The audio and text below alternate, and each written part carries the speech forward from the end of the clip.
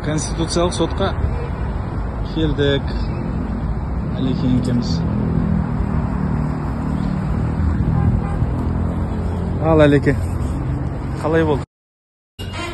Мынандай күшті рекламатор, жүгінесің деп. Бірақ ішке кіре алмай тұрмыз. Ішкеге кіруге болмады әлі. Пока тәртіп солай. Сол сотқа кіргізбейді. Сіздерді звондайсың. Оңтүстен өзектіру. Ешқандай әлі бірде бір бөлінбеген. Оқалай.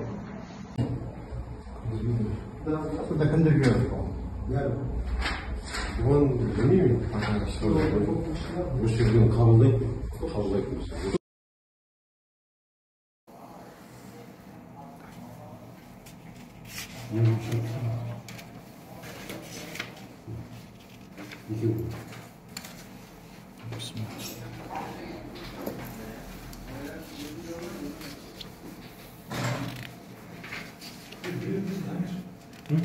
Слушай, бұл мал кезінде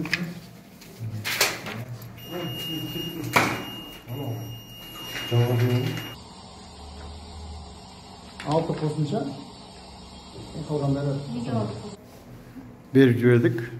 Ертең звондайсыз, хабарласасыз. Входящий сол кезде береміз дейді. Біз айттық, күтеміз. Өйткені бізге входящийсіз. Ол құжат емес, яғни кіріс құжаты нөмірі болмайынша ол құжат емес. Міне канцеляриядағы екі кісінің біреуін шақырып алдық. Күтеміз. Ішіне кіре алмағаннан кейін кейбір азаматтарымыз Конституциялық сотқа өтініштерін осылай тастап кетіпті мына ящикке. Кіріс документ нөмірі жоқ, жұмыс жоқ. Келдік. Электронный обращение бойынша жаңа басатын батырмасы жоқ. Сосын өз қолымызбен тапсырайық деп келдік. Келсек, канцелярияға жүрмейді.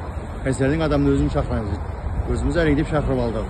Келдік, енді келіп алғаннан кейін входящий жаңағы кіріс нөмірін қоймаймын дейді. Күте тұрыңыздар, ертең болады дейді. Жоқ, біз күтеміз, қалай деп.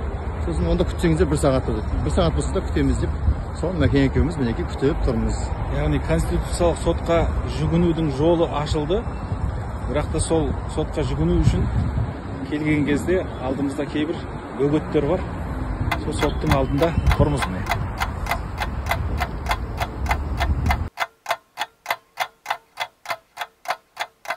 Сұрмай түсіруге болады заң бойынша.